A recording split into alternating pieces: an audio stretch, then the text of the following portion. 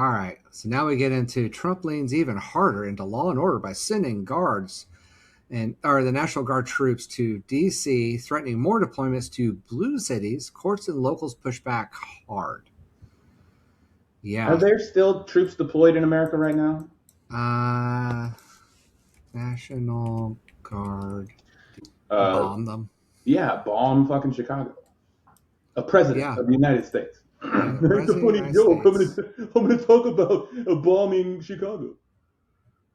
On December 2nd, Trump announced plans to send troops to New Orleans.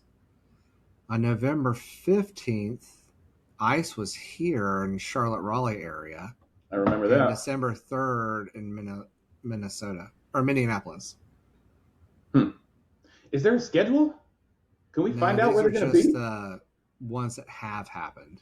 No. We will do a special podcast and send it out to everybody and do flyers and everything. Oh, I see that. We're so getting taken down. Now, if I remember correctly, the Supreme Court did recently tell Trump to F off about deploying National Guard to, Chicago and somewhere else. If I remember correctly, they basically said, no, that's not allowed. So even the Supreme Court is smacking back, and one of the Supreme Court, I can't remember which one it was, basically said, Trump, if you really, really want to do this, institute the Insurrection Act. Remember that thing we've talked about like a number of different times? Or that Foreign Enemies Act? No, the Insurrection Act. Right. So the Insurrection Act is if the people get too rowdy, they can do the Insurrection Act and deploy the military against the general populace outside of the efforts for crime. Mm-hmm. But, I mean, they've already deployed the National Guard to D.C., and they were out there picking up trash, so what are you going to do? Yeah. They don't give a fuck about the rules.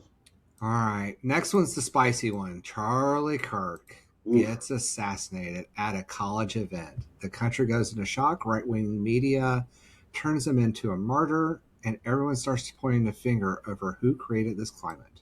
Let's throw the tinfoil hats on again. Well, hold on. There's a comment that I heard. Okay, let's go.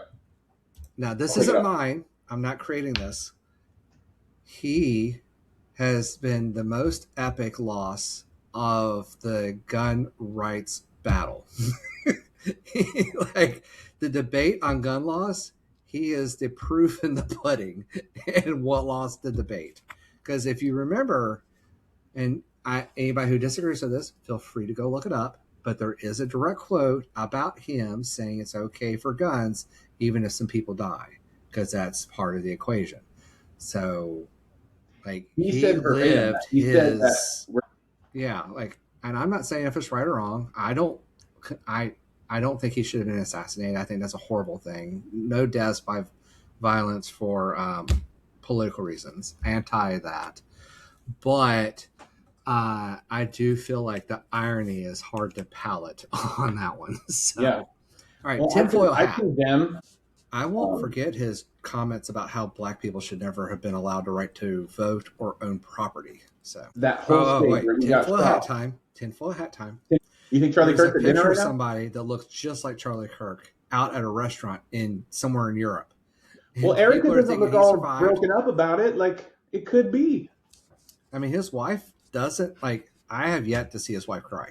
And granted, I haven't watched much, but I sure have seen her hugging on people pretty hard, talking about how Vance would be the perfect next husband. Right. And begging for money and trying to take over Charlie Kirk's job. But yeah, the theory, these are not my theories. These are just the ones I heard, that he's not dead. That was all staged. The CIA set that up to make him a martyr so the Republicans could then use this as fuel for the Insurrection Act or other things. But the problem is the person that they pointed the finger at was one of them. So that didn't help. She's been doing deep dives on this. It's crazy. I would love for you to be on the podcast. Come tell me everything you found out. I know I'm